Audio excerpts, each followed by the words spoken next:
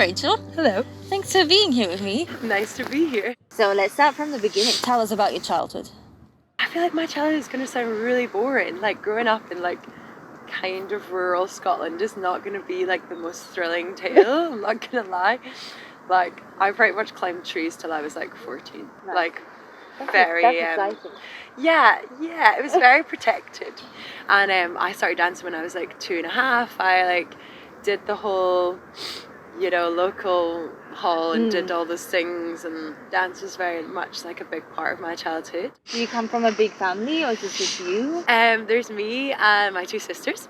Like I love having siblings, and I like loved being part of like sisters, being around like I would say like quite strong women, And then how did that sort of, from cozy Scotland, how did that happen that you ended up down here in London? Or was it a conscious decision or? It was a bit of both. I applied to dance schools when I was like 17, and I think like where I'm from, this like little town village, like not a lot of people did that, and so like I applied very much on a whim. I was like, oh god, I have like no idea what I'm doing. So I think that's maybe where like I did have a lot of like not necessarily regrets, just like I found it really difficult because I felt like I didn't know how to navigate that, and basically I applied, got in a few good places that I'm still like really proud of, but I didn't get the funding that I needed to go, and so I went to uni and I did I started off doing biomedical science and then switched into human physiology. Oh wow. Which I love, and like I am like a bit of a geek. I like love science. I love that side. I love academia. Like I always loved school. The first year I very much was like, oh my god, am I doing the right thing? Should I do the dance thing? And I just, as I mentioned, like I felt very immature. I felt very young, naive. And so I am glad I stayed and did my like 4 years at uni. And then in the last year I had like that, the bubble was starting to burst of uni life, and I was like, oh my god, I actually don't know what I'm going to do afterwards. And so I looked into performing arts schools and things like that. It's quite a rogue choice. And and I remember going to like my anatomy lecturer and being like, oh, could you write me a reference? And he was like, what for? What are you going into? Like postgraduate study?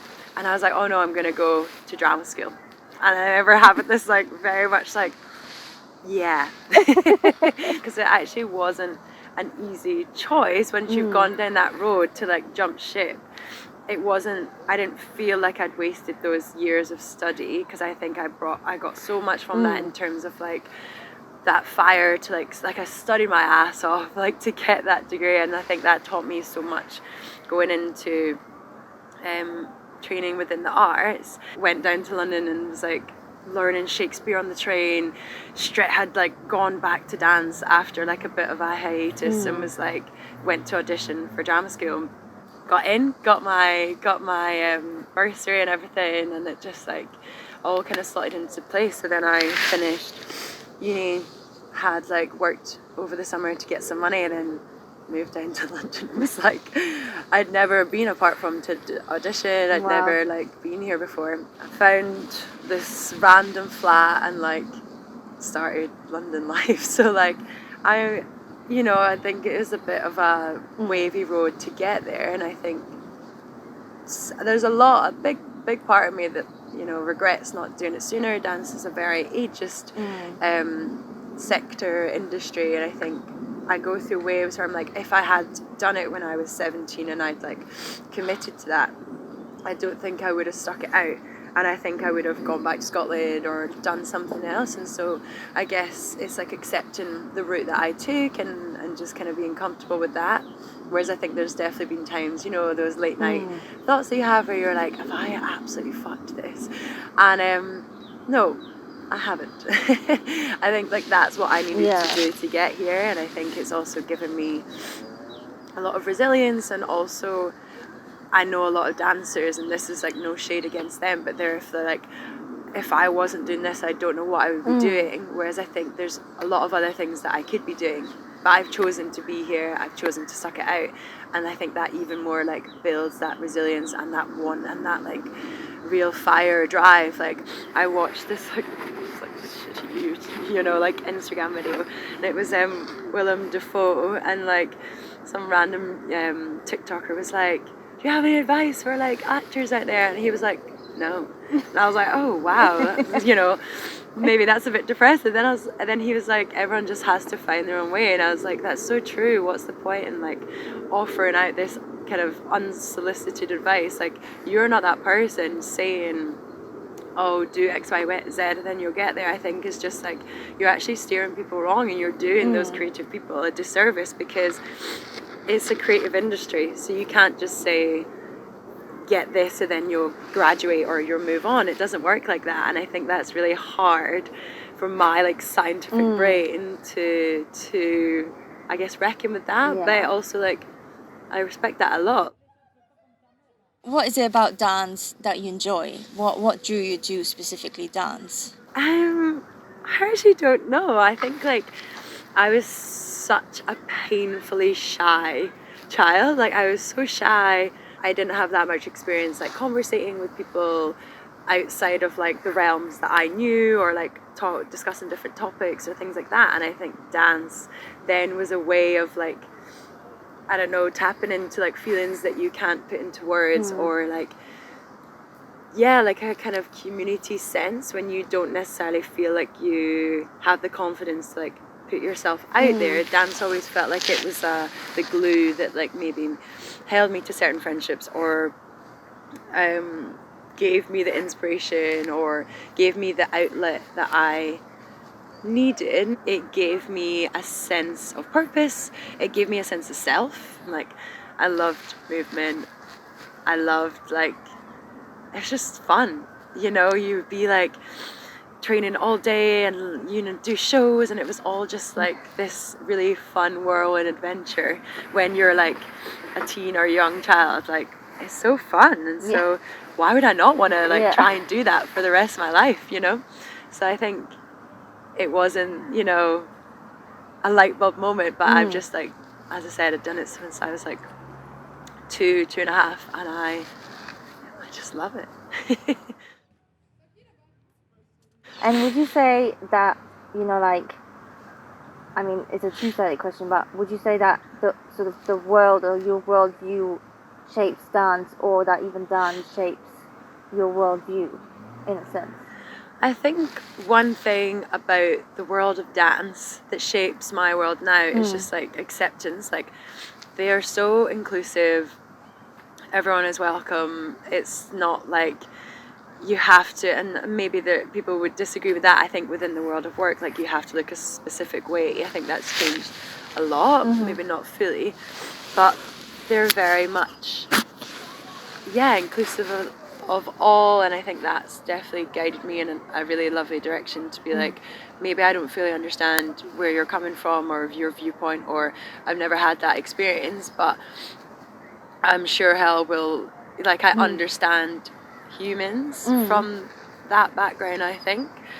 But I think there's a lot to be said from movement being like cure, even if you don't pursue that as a profession. And tell me about something you're really proud of, like an achievement personally, professionally. One thing that I recently did that I'm proud of is this advert, or it was like a artistic piece, I guess, for Avon, and it was quite a challenging topic because it was discussing domestic violence, and I don't have any experience of that, and I felt quite torn when I said yes to the job, because I felt like I was like taking away maybe the opportunity for someone who has had that experience to maybe exhibit their experience of it or have some closure in some sense.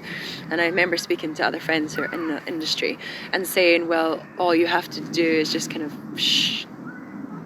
give it justice, basically, and give that performance justice. And so I was proud in the sense of I felt like I gave that topic outlet and championed, I hope, people like survivors of domestic violence, and also in an artistic sense I hadn't done anything so challenging where it was just me, all kind of relying on me, and I think that in itself was quite daunting beforehand. Personally, I was saying I've been out of London for a month. Took myself travelling with my partner, which was very nice. We love that. We love that. And I'm not going to say, you know, I said, oh, that's something I'm proud of. And my partner actually took the piss out of me. He was like, wow, taking a holiday, oh my gosh, go you. You know, and so like I understand it's a very privileged position to be in, but you know, there's so much guilt that like as creatives, or especially as dancers, like felt taking myself out of London. I was like so anxious, like if I was going to miss out on something, or if my agents thought that I was going to look unprofessional, or if I was just going to be out the game. And like, as I said, like dance such as a, you know, it's very physically demanding. So I was like, am I like shooting myself in the foot? And it was like really exactly what I needed to just like get a bit of headspace and come back. And like I am that wanker that I was like, I love London so much. Like, God, I actually like love my life. And so like to come back, because it really, you know, it's an intense city, it can really like grind you down. And so I'm proud of like taking that time away. And so like going away and taking that trip, it's like made me come back and what do I actually want to do like with my life if someone doesn't choose me for that role, if I don't get whatever I want, like the dreams that I have, you know, that have been my dreams since I was like 9 or whatever, then what am I going to do that I still have control over? I can still be like, I did that and I'm really proud of that. How can I like take that control back? And I think it's giving me a lot more perspective. So I'm like, sometimes you just have to leave to come back. And that's okay. Exactly. That's fine. And what's next?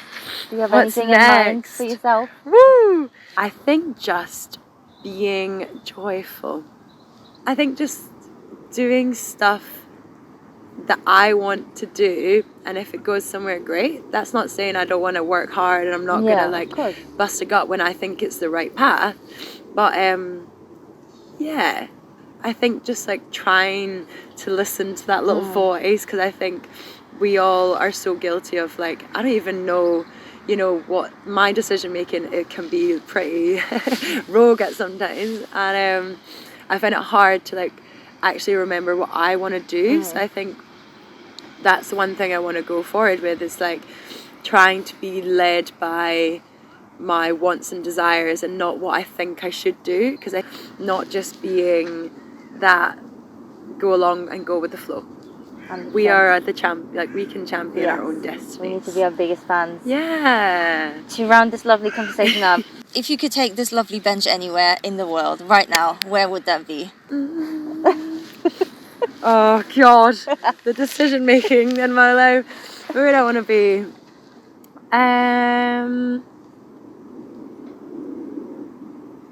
Patagonia. Nice. A specific Range. spot? I don't know a specific spot, but it's on the list. I've always wanted to go to South America. It's on my board, and it'd be really cool. Yeah. I just like love going somewhere new. So I actually have never been there. No idea. It could be absolutely trash, but I think it's going to be amazing. I think so too. Patagonia it is. And if you could dedicate this bench to anyone, who would that person be?